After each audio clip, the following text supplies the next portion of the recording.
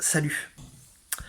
Donc ça fait un moment que je veux faire cette vidéo sur les dimensions et j'arrive pas à y mettre de la clarté, tout simplement parce que notre mental modélise des formes en 3 dimensions.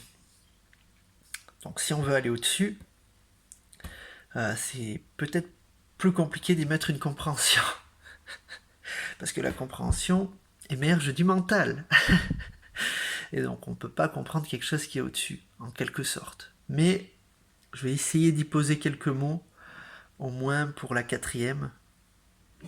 Et après, le reste, je laisse libre cours. De toute façon, après, ça va jusqu'à l'infini peut-être. Parce que nous, on pense que les choses sont limitées. Pourquoi? Parce que c'est notre mental qui limite le monde. Qui limite le monde. Donc du coup, on croit que les choses sont limitées. Que les choses sont limitées à ce qu'on peut voir, ce qu'on peut sentir, ce qu'on peut toucher. Ce qui est en fait de nos 5 sens. Comme si on n'avait que 5 sens. En fait, on a beaucoup plus de sens. Même nos émotions, on peut les considérer comme un sens. Nos pensées, on peut les considérer comme un sens, en quelque sorte. Et ensuite, il y a la partie subtile, parce qu'il y en a qui sont clairsentants, clairvoyants, clairinformants. Clairinformant, donc je sais ce que je suis, en quelque sorte. J'aime pas les étiquettes, mais on va dire capacité que j'ai. Donc clairinformant, c'est plus ce qui est trait à la pensée. Donc clair, il y a le clair odorat, le clair gustatif, la claire écoute. Donc voilà, donc c'est des sens subtils, c'est-à-dire qui te permettent de percevoir quelque chose qui est au-delà de ce que nous propose notre mental. Donc je parlais dans une vidéo, dans une autre vidéo, du fait de mettre son cerveau sur off, en quelque sorte. C'est toujours pareil. Si c'est pas nous qui mettons notre cerveau sur off, c'est à partir d'un moment, à force d'avoir travaillé sur soi, euh, il y a assez de silence intérieur pour faire parvenir autre chose que ce que nous présente notre mental. Donc forcément, pour le mental, c'est n'importe quoi. Mais c'est pas grave, parce que il agit pas. Donc c'est plus se mettre en position de réception plutôt qu'en émission. Émettre et recevoir. Donc c'est-à-dire ouais, donner, recevoir, mais plutôt émettre et réceptionner.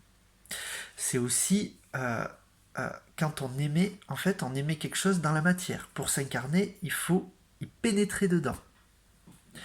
Euh, pour sortir de la matière, tu pénètres pas de la matière.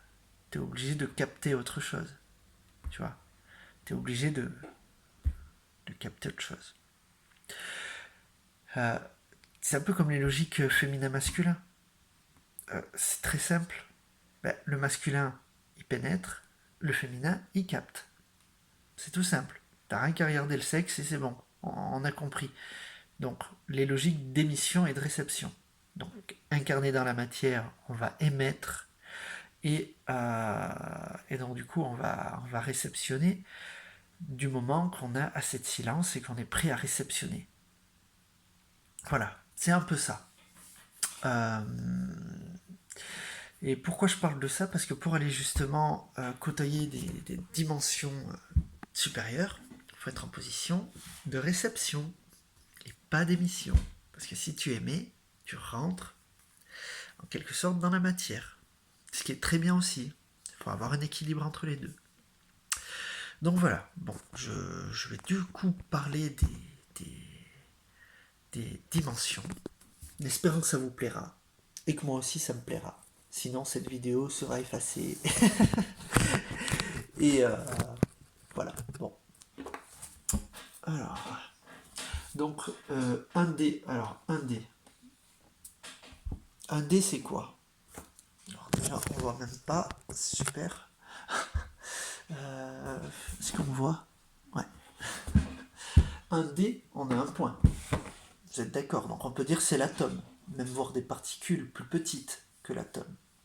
C'est une dimension, on peut dire. 2 dimensions, on peut avoir une ligne qui va à la verticale et une autre ligne qui va à l'horizontale. Là, tu as 2 dimensions. Quand j'écris sur le tableau, l'écriture elle est en 2 dimensions. Je peux pas faire plus que. Je peux pas faire de la 3 dimensions, à part avec des pointillés. 3 dimensions, on ajoute la profondeur. Tu vois? et là, tac, tac, tac, tac. Voilà, donc tu peux faire un carré si on veut, tu vois. Et là, tac, tac, tac, tac, tac, tac, tac. Non, là, c'est... Du coup, là, on est sur la face visible. Bon, peu importe. J'ai fait n'importe quoi. Bon, en gros, c'est un cube, on va dire. Mais voilà, il y a 3 dimensions. Donc, on ajoute la profondeur. Donc, c'est ce que notre mental peut modéliser au maximum, qui se trouve dans la 4 dimensions. Là où on est... Là, 4 dimensions, on a peut-être l'espace-temps. L'espace-temps, c'est quoi? Parce que le temps, ça n'existe pas vraiment. C'est plutôt le mouvement. Le mouvement. Et pour avoir mouvement, il faut se tenir dans un espace. Et ça donne une illusion du temps, effectivement. Là, vous voyez, on est à 6 minutes 5 de la vidéo. Je suis en train de tourner mon stylo. Et maintenant, on est à 6 minutes 10. Mais ça, c'est juste le mouvement.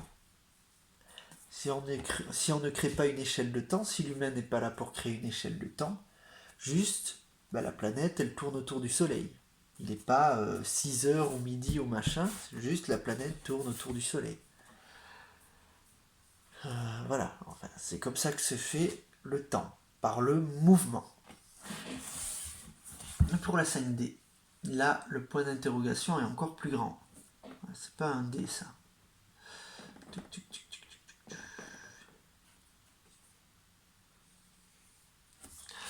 La 5D, le point d'interrogation est plus grand. Parce qu'on va rentrer dans des logiques qui ne sont pas encore tout à fait modélisables pour l'humain. Donc, qu'est-ce que c'est être en 3D, en 4D, en 5D? Et moi, je vois quand même, mon ressenti me dit que y a des logiques de libre arbitre derrière. Donc, c'est vraiment pas quelque chose de modélisable. Hein. Je veux dire, tu passes de profondeur à libre arbitre. Là, en quelque sorte, 3D, t'es dans la prison mentale. Là, t'es un légume. Là, tu es immobile, voire invisible. Là, tu as un mouvement et là, tu as le libre arbitre. Là, il y a le mouvement. Donc là, il y a les capacités en 4D, les capacités de création. Vous savez, loi d'attraction, machin, bidule.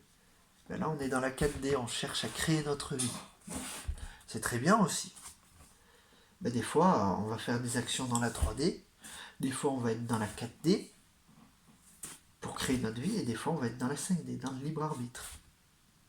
Et des fois, on va être au-dessus. Pour moi, la 6D, par exemple, ça va être plus l'élan du cœur. C'est-à-dire, c'est autre chose encore que le libre arbitre. T'as plus de libre arbitre, c'est juste quelque chose à travers toi qui agit. Quelque chose qui est toi, mais un toi plus profond. On peut dire le moi supérieur, le divin, la conscience absolue. Mais juste quelque chose qui fait. Et tu l'écoutes. Parce que là, dans la prison mentale, t'as une illusion de libre arbitre. Mais en fait, t'as pas vraiment de libre arbitre. Donc voilà moi comment je vois les choses en tout cas. Oui, donc quand on est dans la 3D, le mental, on va pouvoir observer notre corps physique, on va pouvoir peut-être observer nos émotions dans une certaine mesure. Quand on est là, on va pouvoir observer nos pensées. En tout cas, on va avoir cet élan de le faire. Et nos émotions. Et peut-être nos croyances. Quand on est là, ça va être autre chose encore. On va pouvoir aller gratter un petit peu plus loin. Quand on est dans l'élan du cœur, on n'a plus besoin de gratter. C'est simple. Enfin, c'est pour simplifier, parce qu'il existe beaucoup de dimensions, je dirais même une infinité. Voilà, c'est une infinité. Et quand tu as affaire avec les perceptions subtiles, bien sûr, à un extraterrestre, il va se trouver à 5-6 dimensions. Esprit de la nature, ça va être entre 5 et 9 peut-être, quelque chose comme ça.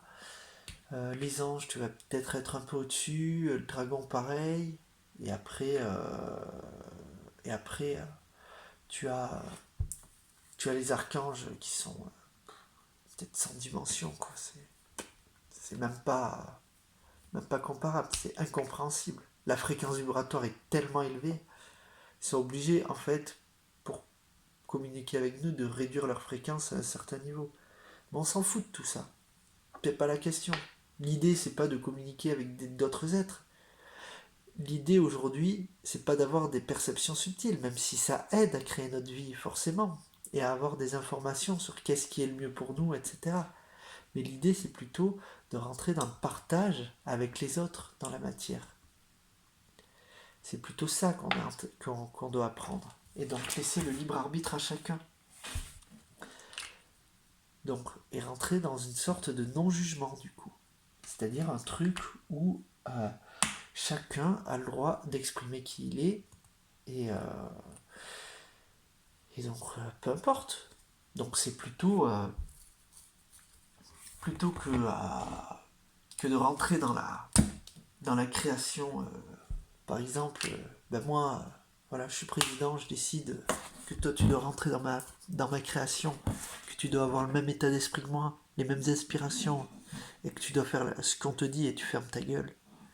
Peu importe que ça ait du sens ou non, ben, je peux être dans la création. Mais bon, pas très éthique. Dans le libre arbitre, tant que tu ne nuis pas à autrui, c'est-à-dire, c'est très simple, ce qui nuit à autrui, c'est ce qui détruit la vie. Donc il y a ce qui construit la vie, il y a ce qui détruit la vie, et ce qui la maintient, on va dire. Les actions tout à fait neutres.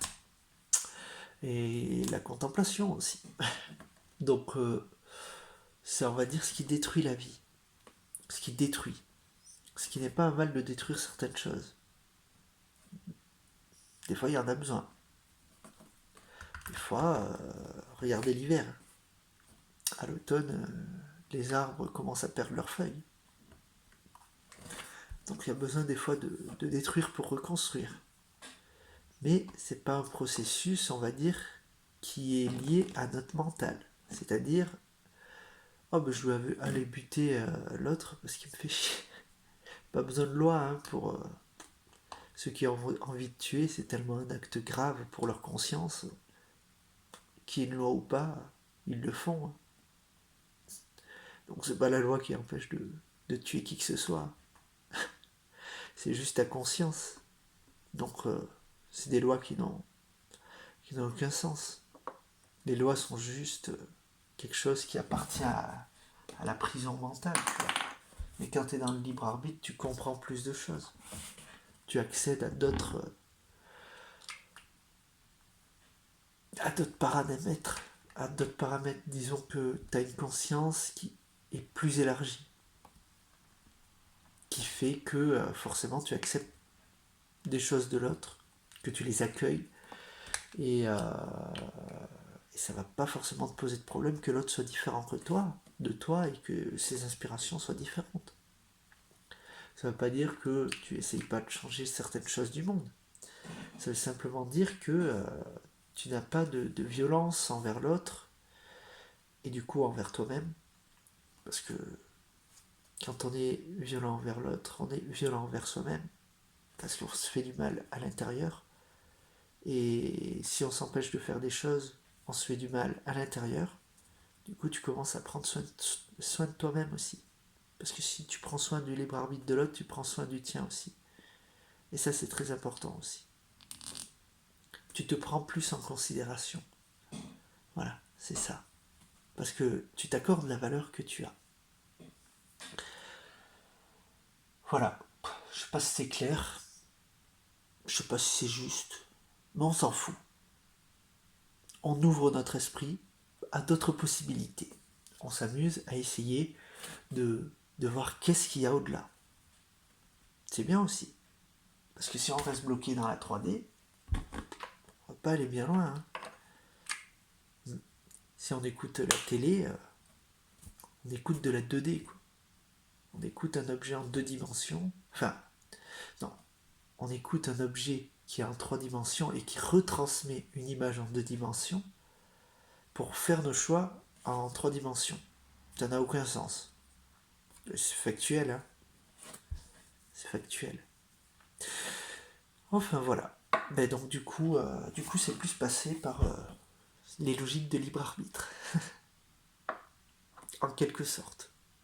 Donc c'est ce qu'on est en train de faire. On entre petit à petit là-dedans. Je sais pas comment encore, mais voilà. Bon, il y a la population quand même qui se rend compte de certaines choses de plus en plus. On apprend de nous-mêmes. Voilà. On évolue sur nous-mêmes.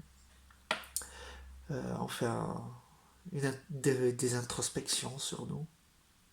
Et voilà, on fait un passage vers autre chose. C'est une transition.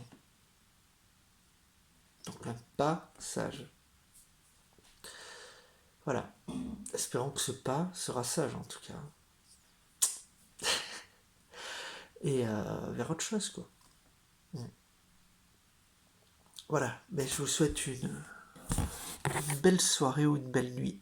Il fait très chaud, donc tant qu'on est le soir, n'oubliez pas d'ouvrir les fenêtres. Parce qu'il fait vraiment chaud. Et donc du coup, voilà. Profitez bien. Salut.